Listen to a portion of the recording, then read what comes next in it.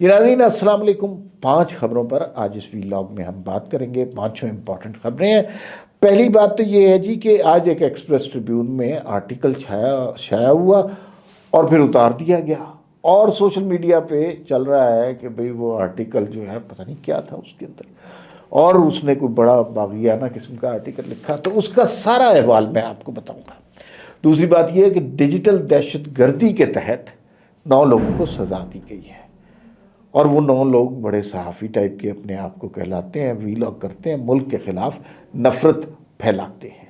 کون کون سے لوگ ہیں اور سزا کیوں ملی ہے؟ 9 مئی کے حادثات میں یا سانحات میں ان کا کتنا قصور تھا؟ ججز، بھائی آپ نے دیکھا ہوگا ججز کہتے ہیں کہ بھئی ہم تو بس آئین کی خاطر، ملک کی خاطر قربانیاں دینے ہیں۔ ابھی پچھلے دنوں 2 ججز نے استعفے بھی دے دیے، ملک کی خاطر، آئین کی خاطر، جمہوریت کی خاطر۔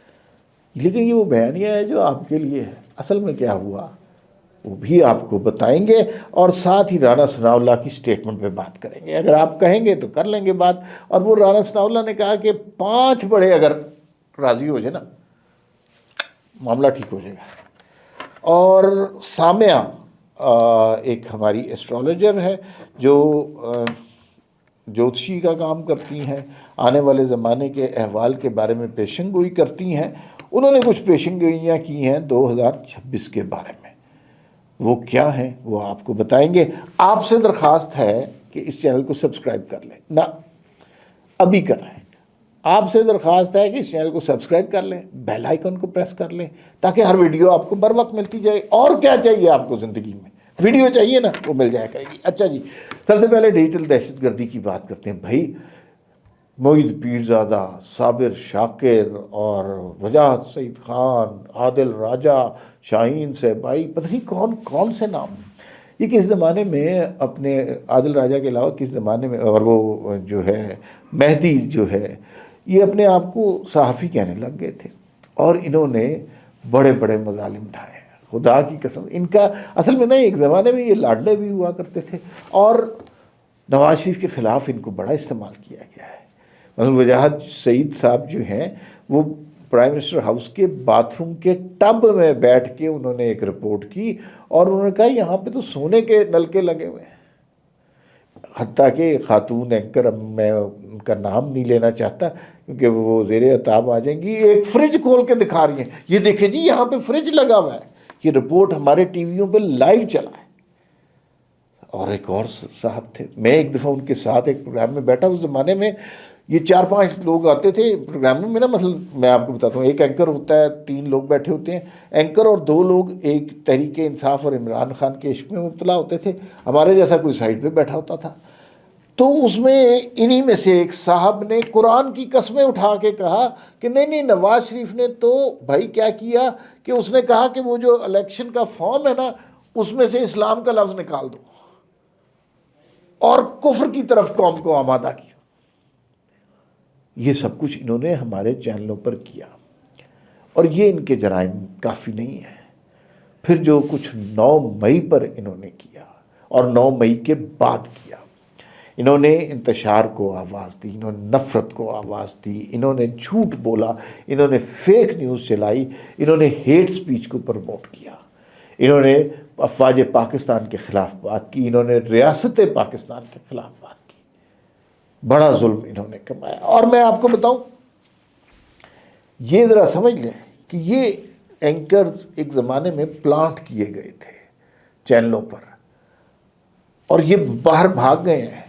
ٹریجڈی یہ ہے کہ ان میں سے آدھے ابھی اس میڈیا پر ہیں اور عشق عمران میں مبتلا ہیں، جنہیں فیض حمید نے اپنے فون سے نوکریوں پر لگوایا تھا، جو آج بھی حکومت کا، فوج کا بیانیہ نہیں بننے دے رہے۔ وہ آج تک کیوں چینلوں پر قائم ہے، یہ بڑا اہم سوال ہے۔ اچھا جی، ایک آرٹیکل چھپا، اور وہ آرٹیکل ایکسپریس ٹریبیون میں چھپا، ایک نوجوان رائٹر نے لکھا، وہ کیسر نظامانی اور فضیلہ قاضی کے صاحبزادے۔ جب آرٹیکل چھپا تو تھوڑی دیر بعد اتار دیا گیا۔ کہا جاتا ہے کہ اس کے اندر جو ورژن تھا پہلے والا جو اپلوڈ ہوا، اس میں بے تحاشا غلطیاں تھیں، سپیلنگ مسٹیکس تھیں اور پروف ریڈنگ کی مسٹیکس تھیں، کچھ پیرا ریپیٹ ہو گئے تھے، اور پھر اتار دیا گیا۔ پھر اس کے بعد وہ سوشل میڈیا پہ چل پڑا. اب سوشل میڈیا پہ پی ٹی آئی والے انہیں تو اللہ موقع دے اس طرح کی بات کرنے کا, انہوں نے اس کے اوپر سے مختلف ورژن اس کے بنا لیے جو لگتا ہے کہ فوج کے خلاف ہے, اسٹیبلشمنٹ کے خلاف ہے, تو اس طرح یا پاکستان سے لوگ جا رہے ہیں چھوڑ کے, اس طرح کا بیانیہ بنایا. اور میں آپ کو بتاؤں کہ وہ سارے لوگ جو ہیں وہ کوئی ایسی بات نہیں ہے اس آرٹیکل میں جو پہلے نہ ہو چکی ہو. وہی باتیں 50 دفعہ سوشل میڈیا پہ ہو چکی ہوتی ہیں, وہی باتیں کروڑ دفعہ اخباروں میں ہو چکی ہیں. کون سی نئی بات؟ تو اگر کسی شخص نے, کسی احمق شخص نے اس کو ایکسپریس ٹریبیون کی ویب سائٹ سے اتروایا ہے تو سب سے بڑا قصور تو اس کا. ایک چیز کی کوئی ویلیو ہی نہیں بن رہی تھی, آپ نے اس کو اتنا بڑا ایشو بنا دیا. دوسرا, اس میں آرٹیکل میں کیا ہے کہ جین زی جو ہے وہ اس ملک سے مایوس ہو کر جا رہی ہے اور انہیں یوں لگتا ہے کہ آپ ہمیں بیوقوف بنا رہے ہیں, ہمیں سب کچھ پتہ ہے, آپ کی ساری جبر ظلم نظر آ رہا ہے. یہ بات کی گئی ہے. یہ جو ہے نا, مجھے سمجھ نہیں آتی کہ ہم جین زی سے اتنا ڈرنے کیوں لگ گئے ہیں. کوئی آدمی بھی نام لیتے نہیں جین زی. جین زی کے دو طبقے ہیں. ایک طبقہ جین زی ایلیٹ کلاس ہے جو انگریزی اخباروں میں لکھتے ہیں, جو سوشل میڈیا پر, ٹویٹر پر, انسٹاگرام پر بڑے سرگرم ہوتے ہیں اور جو اچھی یونیورسٹیوں میں پڑھے ہوتے ہیں, جو ڈیبیٹنگ سوسائٹی کے ممبر ہوتے ہیں. اور دوسرا طبقہ وہ ہے جو پاکستان کا غریب نوجوان ہے جس نے باہر جا کر انگریزی زبان میں کوئی پڑھنا شڑنا نہیں ہے, جس نے یہیں روزگار تلاش کرنی ہے, جس نے یہیں اس کی مٹی, اس کے ماں باپ, اس کے پرسوں کی قبریں یہیں پر ہیں, وہ یہیں پیدا ہوا ہے, اس نے یہیں مر جانا ہے. تو اس کے تو ایسے عزائم نہیں ہیں. باہر کون جا رہا ہے جو افورڈ کر سکتے ہیں, جو بڑی بڑی یونیورسٹیوں میں پڑھ سکتے ہیں, جن کے پاس بڑی قیمتی ڈگریاں ہیں. تو وہ قیمتی ڈگریاں مہنگے اسکولوں سے ملتی ہے نا.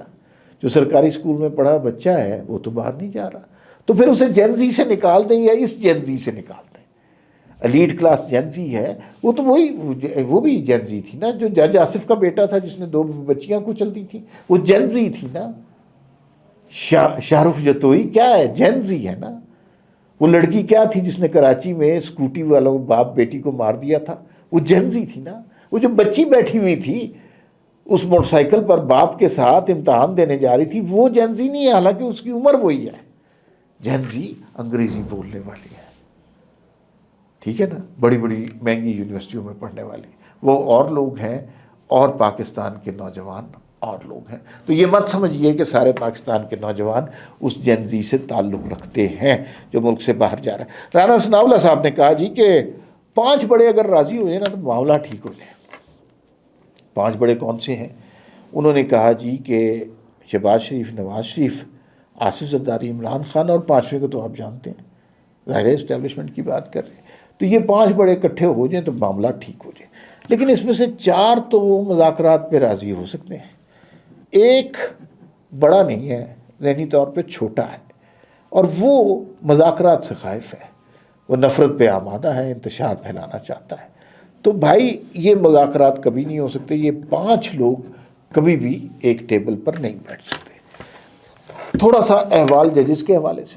ججز ہمیں نظر کچھ آتے ہیں, حقیقت میں کچھ ہوتے ہیں. افتخار چودھری صاحب نے عدلیہ کی بحالی کے لیے جو اتنی بڑی تحریک چلائی, اس کا فائدہ نہ عدلیہ کو ہوا, نہ پاکستان کے عوام کو ہوا, بس افتخار چودھری کو ہوا.